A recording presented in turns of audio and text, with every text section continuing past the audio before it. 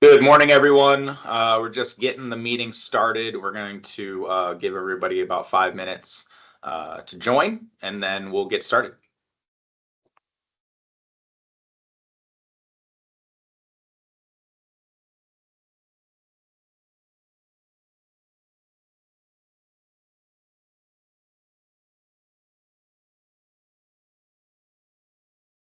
Hey, Tom, are you able to see my screen and the Globally Yes. Harmonized System slide? Yes, I can, and it looks like the recording has already started, so they'll take care of editing that once we finish. Fantastic. Thank you. Yep.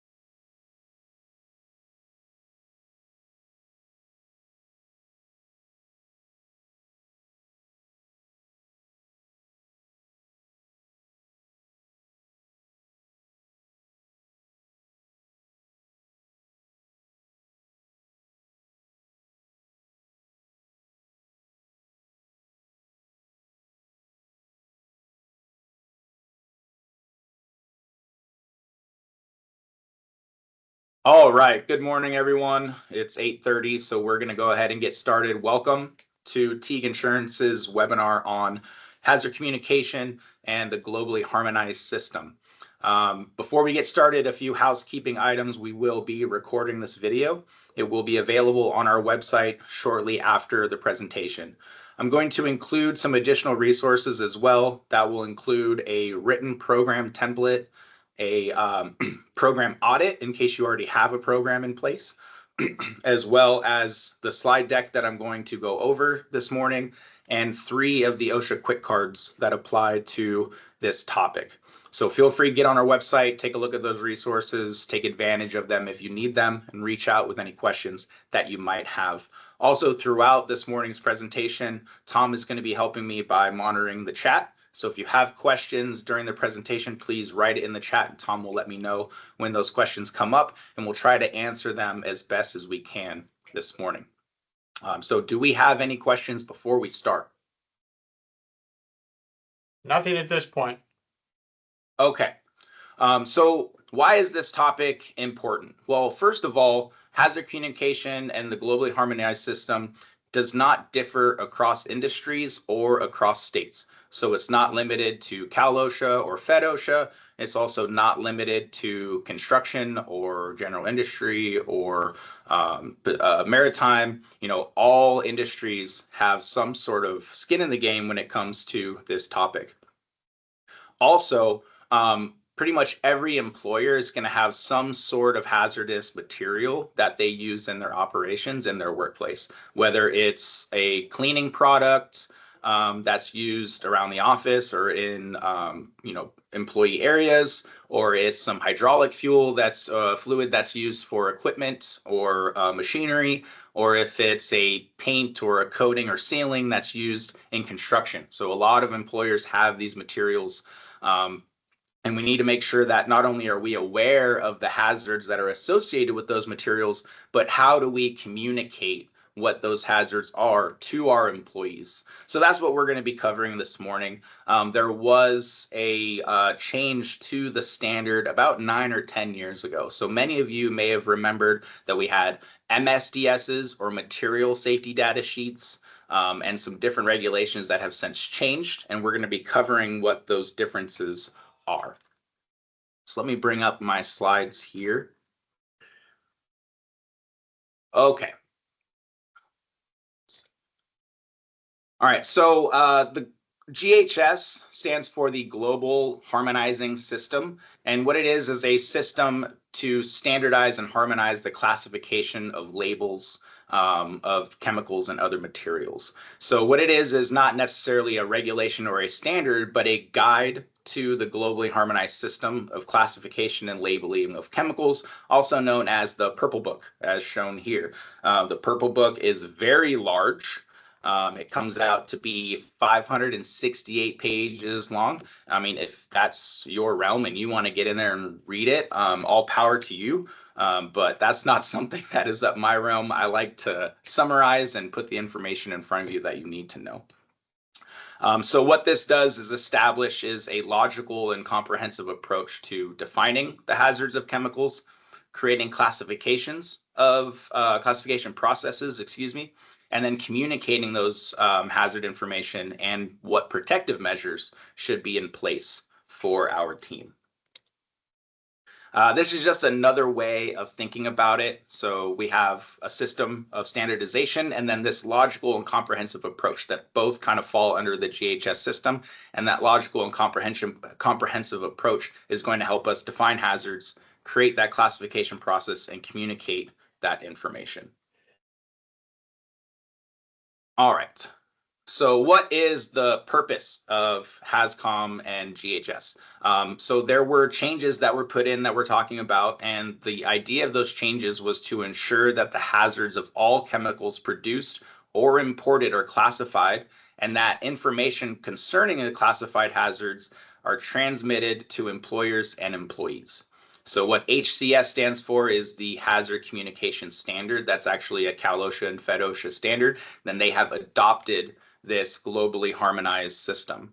So what this is saying is essentially no matter where a manufacturer or producer is globally, they have to follow this harmonized system of labeling and the SDS format, which we're going to talk about, and the signal words and pictograms. So that way it's uniformed. Before, you could get an MSDS or a material safety data sheet from a chemical manufacturer, and the right information would be there, the required information would be there, but the manufacturer got to choose what order they put the information in. Which adds time to trying to find information, especially when you have an exposure, you're trying to get treatment to somebody, and we're trying to figure out what the chemical properties are of this material.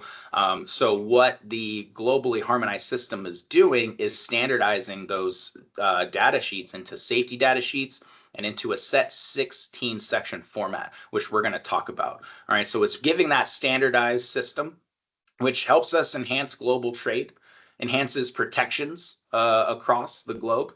It's going to reduce confusion as well. You know, if we have a product that's being manufactured in multiple areas and the data sheets are being produced by different manufacturers and they differ from one another, could create confusion. And then, as we talked about before, OSHA did adopt this underneath their hazard communication system. So there's three key elements or components that we want to look at when looking at our hazard communication program.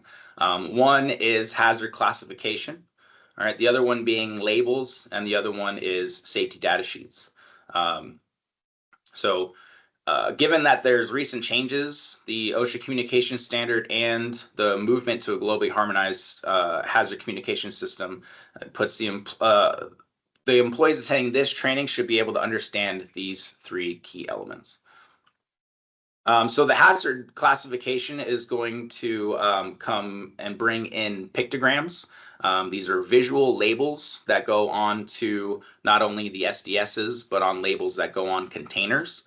And then we'll discuss labels, how they should be set up, what information needs to be on there, and then those safety data sheets as well towards the end.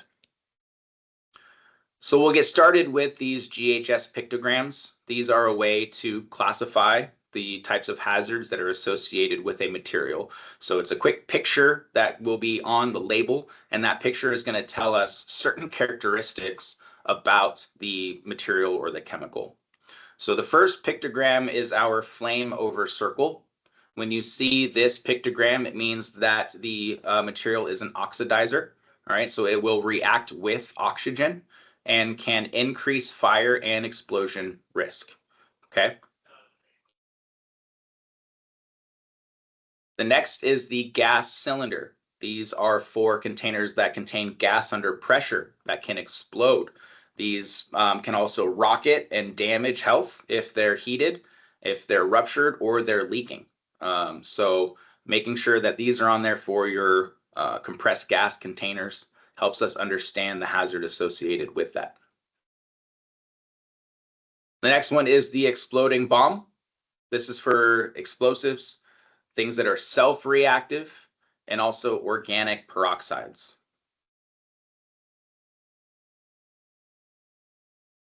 The next pictogram is for corrosion.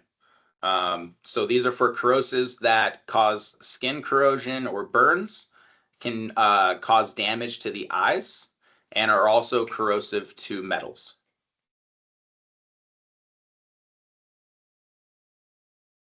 The flame are for flammable materials, materials that are self-reactives or pyrophorics. Also things that are self-heating that emit flammable gas, and or organic peroxides that are also flammable.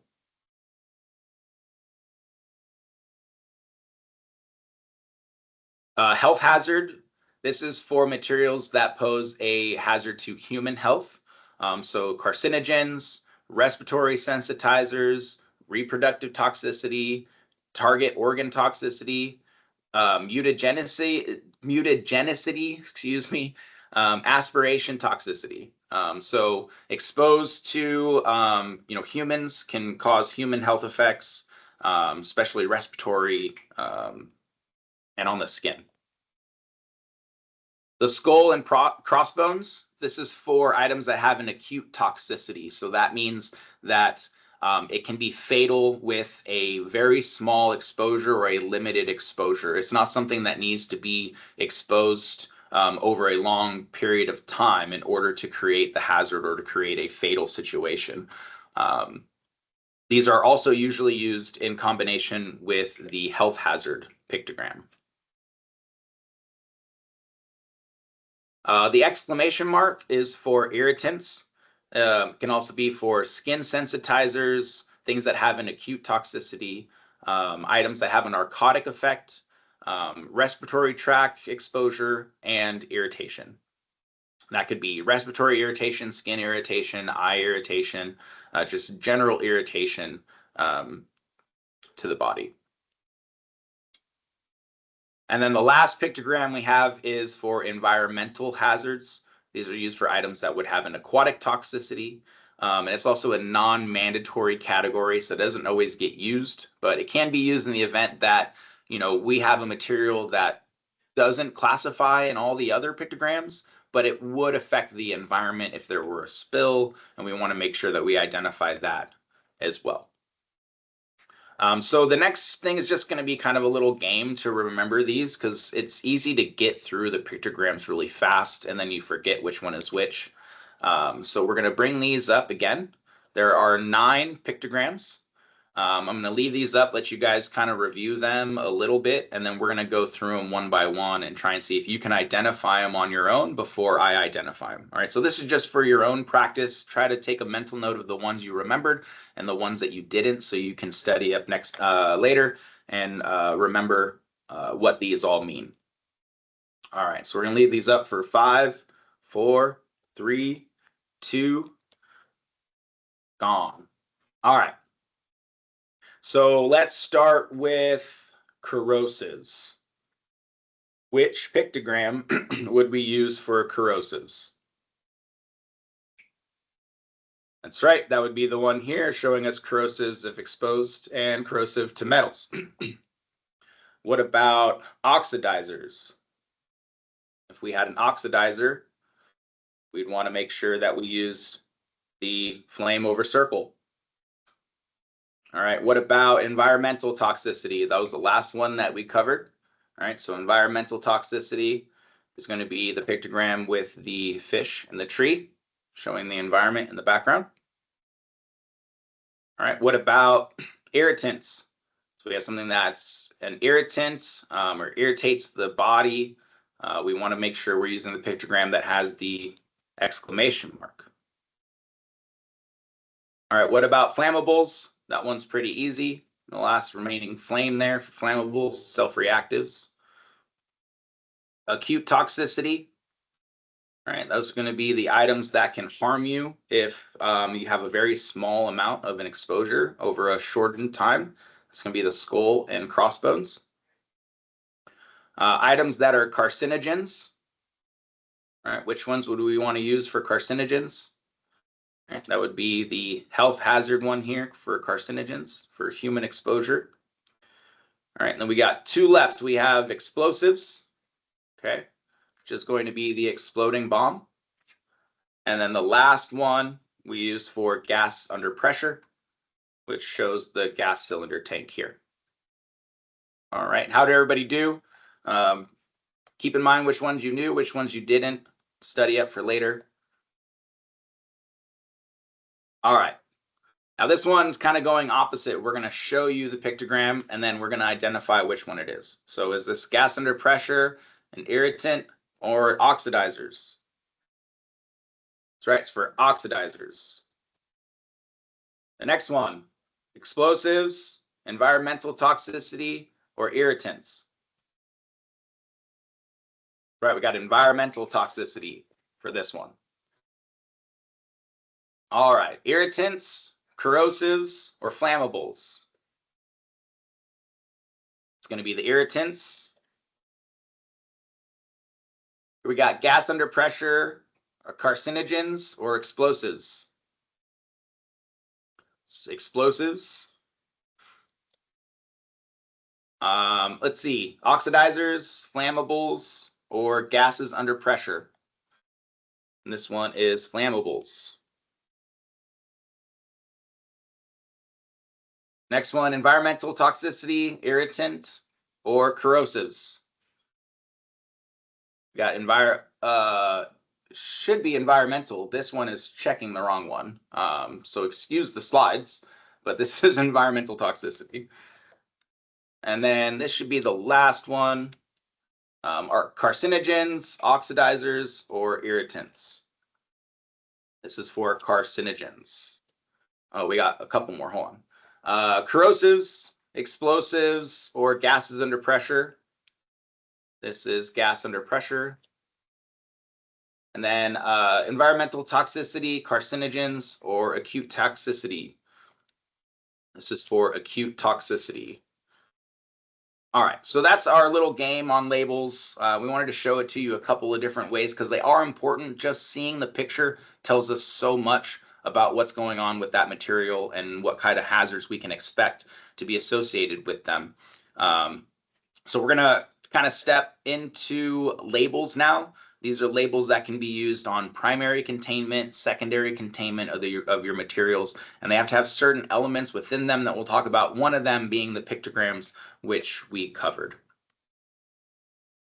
So in the labels, we want to make sure that they have these 6 elements on the label. One is a product identifier, the pictograms, which we just covered, signal words, a hazard statement, a precautionary statement, and the contact information. That's the contact information for the manufacturer.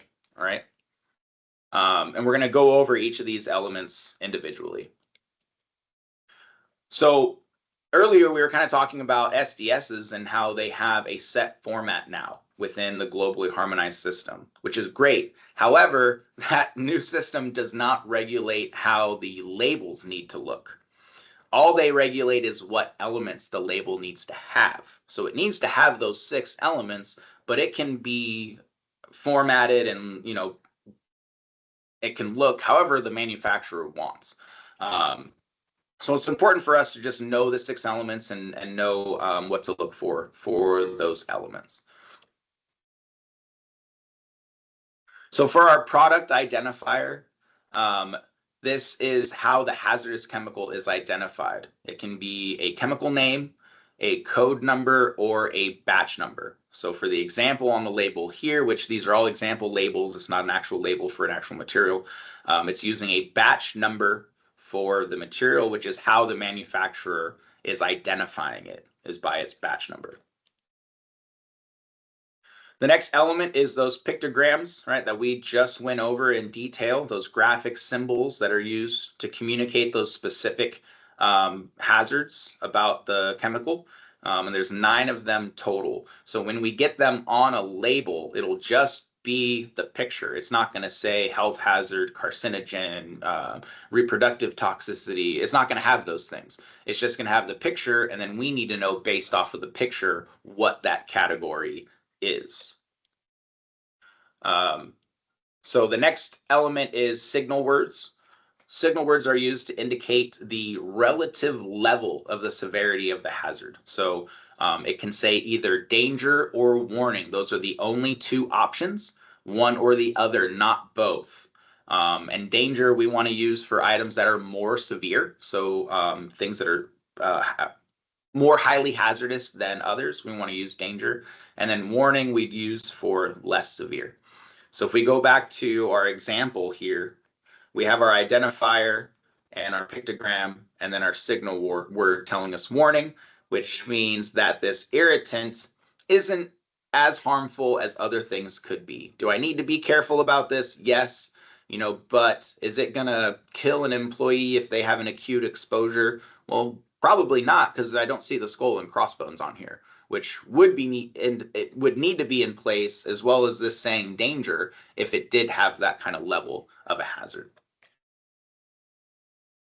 All right, for our hazard statements, this is a statement that describes the nature of the hazard of the chemical, which can also include the degree of the hazard. So for our example here is harmful if swallowed.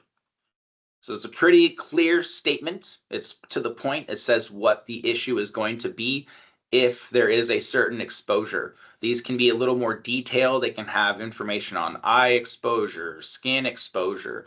There's some things that in the medical field we want to flush wounds with water, but if we do that with a certain chemical, it'll react and start to burn, right? So we want to know that ahead of time, and it's going to have that information in this hazard statement. Precautionary statements.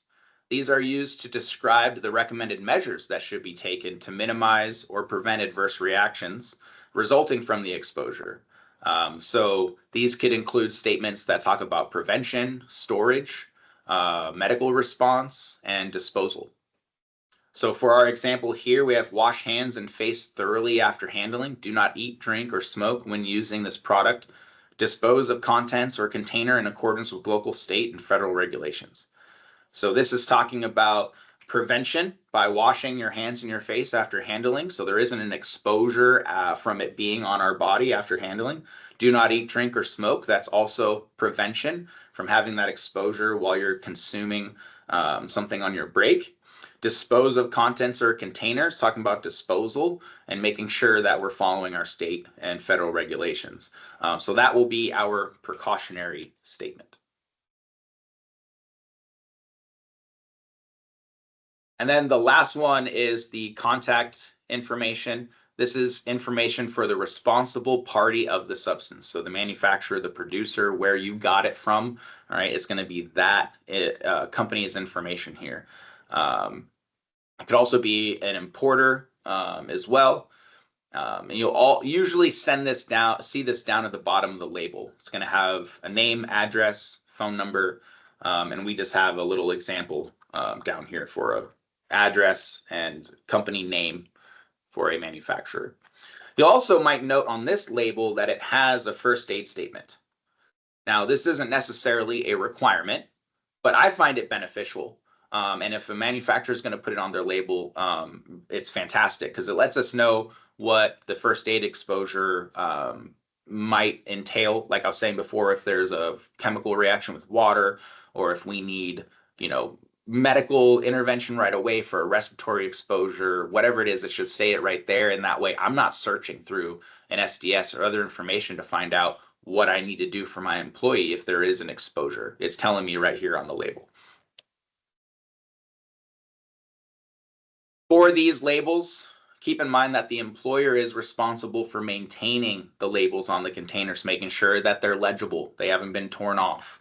As far as the information that's on the label itself, that is not the employer's responsibility. That falls on the manufacturer or the importer or the responsible party, wherever you got the material from. So they have to ensure that their labels have the right information. You have to ensure that it's on the right container, that it's legible, and it's on all containers that contain that material. So that way all of our employers are aware. And if you're ever in need of a new label, it should be as easy as contacting your manufacturer or your supplier, and they should be able to send you a new label rather quickly. You also have the option to create your own workplace labels. So if there's something that you don't like about the one the manufacturer sent you and you want to create your own, as long as you maintain those 6 elements that we talked about, you are allowed to create your own labels. You're also allowed to continue using the NFPA 704 diamonds. That's the diamond that you see here, as long as there are no conflicting hazard warnings or pictograms being used. All right. And this is a whole nother class, this NFPA 704 diamond. We won't get into that too much, but these squares for the color have different meanings, like its flammability, its exposure, and then this one is reactive to water, I believe. And they have different numbers that get associated in there to let you know its level. But we could do a whole nother class on that another time if we needed to. All right, last element is those safety data sheets. And we're going to get into the 16 different sections. I know it's going to seem a little tedious and a little boring on this 16 section part, so I'll try to go through it rather quickly. The important part is to know that your safety data sheets need to be in this format. If they're not considered a safety data sheet. You may have an old sheet that still says MSDS on it, and we want to make sure we get the updated sheet and get that placed in whether we keep a binder or if we're using a company drive or something like that to store digital copies, then we want to make sure that we have the updated ones. And on that note, if you're using digital means and you're using a company server or something, that's great. You can do that. But I recommend that you still keep hard copies in a binder somewhere, because the standard is going to tell us that we have to make sure that those sheets are made readily available and accessible. And if we have some sort of technical issue with that server, a power outage, or the internet goes down or something, then during those moments, those sheets aren't accessible. And you could get, that could come back and bite you if there's an inspection at that time or something. So just make sure that we still have a hard copy available. So the SDS replaces those MSDSs. It's providing a comprehensive information about the chemical mixture or exposure. This can be used by both employers and employees, and it provides more detailed information for what is referenced on the label. We talked about this. They went to a standard 16 section format, and also labels changed to SDS or safety data sheet from the MSDS. This is the 16 sections broken down and their titles. We're going to do them individually just to give a little bit more information on each one. All right, so section 1, this is identification. So this will include the product identifier, the manufacturer or the distributor's name, the address, phone number, emergency phone number, the recommended use, and restrictions on use, coming straight from the manufacturer in section 1. Section 2 is held for hazard identification, which includes all hazards regarding the chemical and required label elements.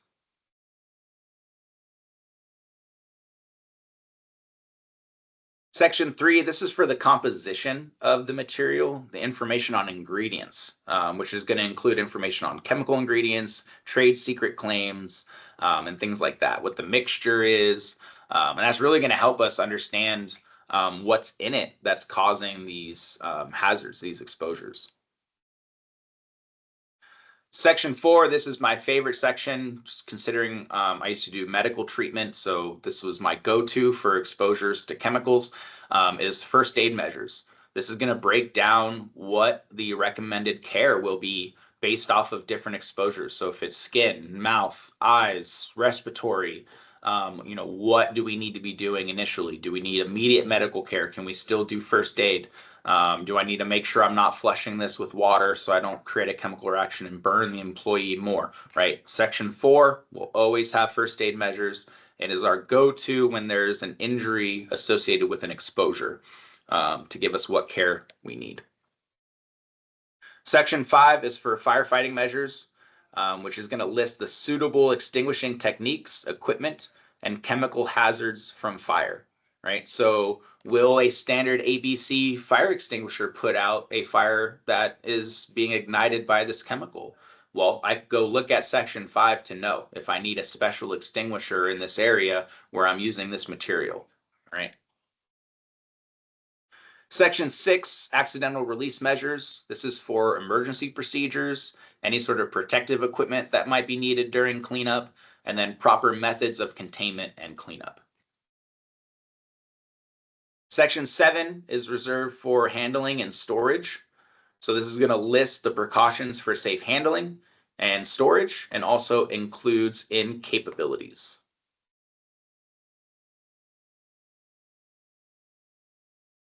Section 8 is for exposure controls and personal protection. All right, so this is going to talk about OSHA's permissible exposure limits and its threshold limit values. All right. If we don't know what a permissible exposure limit, that's okay. Essentially, if we're putting out a chemical or a hazardous material, an organic vapor, a particulate that gets produced, there has been studies on this from the manufacturers, the producers, and OSHA on what the healthy level is for human exposure. So that permissible exposure limit is essentially stating that up to this limit, that human exposure is safe. It is not causing a health effect. At this limit, now it is causing a health effect, and that's when controls need to be put in place, whether we're using mechanical ventilation or we're using respiratory protection or some other controls based off of that exposure. And we only know because we've referred to Section 8 of the SDS, and there's been some sort of air monitoring done on that to know what the level is.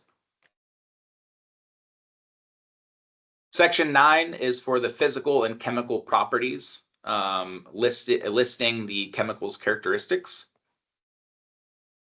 Section 10 is for stability and reactivity, which lists the chemical stability and possibility of hazardous reactions. So if the material will react with other materials. Important to know, especially if we're storing those materials in our facilities, we're going to know by referring to Section 10 that we got to keep certain materials separate. And how far do we need to keep them separate? Are we keeping them stored in completely different rooms? Right? All that's going to be determined based off of the SDS of both materials and in Section 10.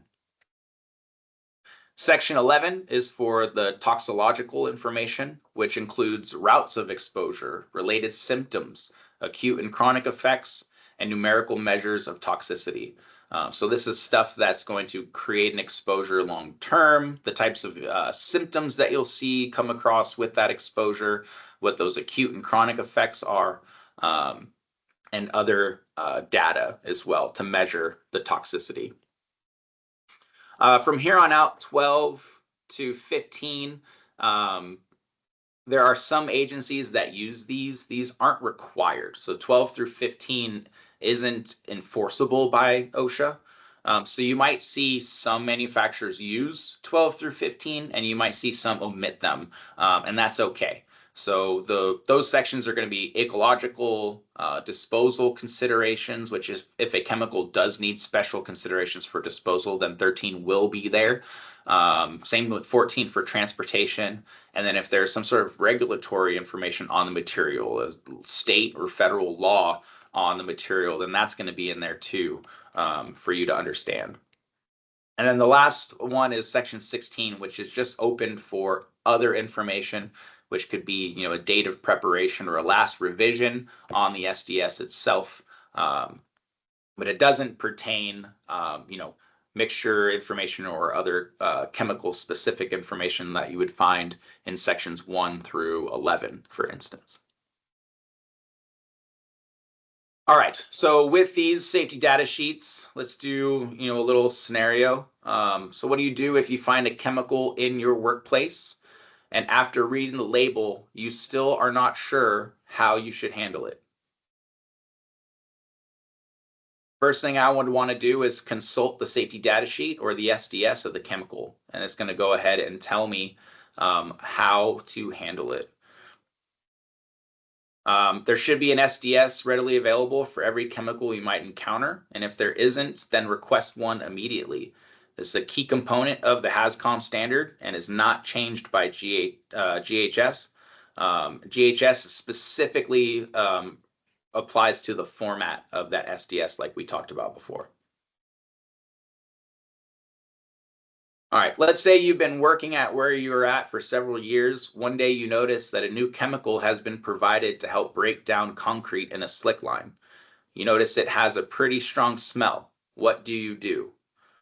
Carefully read the label to determine its identity and any possible hazards. Ask your supervisor what he might know about the chemical, or consult the SDS on the chemical to get for more information. Well, the first steps we would want to do, consulting the SDS wouldn't be a bad idea, but if I'm looking at the material, then I probably have a label on the container. So that would be my first resource to go to for information on what I need to do with this material. If I'm go through the label and I'm still confused, then I would go consult the SDS or even ask a supervisor. Okay, so you've read the label and you discussed it with your supervisor. Excuse me. But you still have some concerns about how to properly use it. All right, here is what the label said. Product K, danger, fatal if swallowed, causes severe skin burns and eye damage. Precautions, wear tight-fitting safety goggles, acid-resistant gloves, and protective clothing. Take off contaminated clothing and wash before reuse. Wash hands thoroughly after handling. Do not eat, drink, or smoke when using this product. Store locked up. Dispose of contents in containers in accordance with local regulations. If on skin, rinse with water, treat with polyethylene glycol 400, call physician immediately. If in eyes, call ophthalmologist immediately. Okay. So let's recall this is a new chemical that we found in our workplace. It's not something that we used before. We referred to the SDS and we've talked about our supervisor, and this is what the product label told us. So what are we doing now? Warn everyone in the vicinity not to use the chemical and immediately consult the SDS for more information. Follow the label precautions, but go ahead and use the chemical. Or ask Jeb, a coworker, to fill in for you. He has always had a knack for getting by in dangerous situations. So the answer here is A, we want to warn everybody. Not all employees may know that there's a new chemical that's been introduced into our workplace. And that way they can be let know that it's there and then immediately consult the SDS and get further information. Okay, so after you've consulted and studied the SDS, you're still not clear about how to handle all aspects of the product. What is your best option now? Forget it. You're too detailed. It's time to get to work. Stop work. Contact your supervisor or safety rep who may end up calling the manufacturer or supplier, or proceed with the job and figure it out as you go. You've got to start sooner or later. Obviously, we want to stop work. Contact our supervisor or safety rep. Get the answers to the questions we need before we start using material that we're unsure about. Continuing to work, proceeding anyways, is just opening a can of worms. So those are our scenarios. Here is a link to some additional OSHA information on the topic. But like I said, I will be posting this information and resources along with the video shortly after our presentation. And then they will include these quick cards as well, which discuss those 3 elements that we talked about today. I know that's kind of short. We're running on about 40 minutes, but that's what I have. Does anybody have any questions, anything to add? It looks like you did a pretty good job. There are no questions in the chat or in the Q&A box. So I can only assume that that people were clear on what you delivered here. Great. If there are questions, please reach out to Drew in our office with regards to this topic. He can help you out and give you some direction if need be. So I think that's all we got. Fantastic. Thank you, everyone. Just keep in mind, make sure we're communicating the hazards that are associated with our materials, that our employees have availability or access to our sheets and our program, and then you should be good to go. Great. Thank you, Drew. All right, guys. Thanks, everybody, for attending.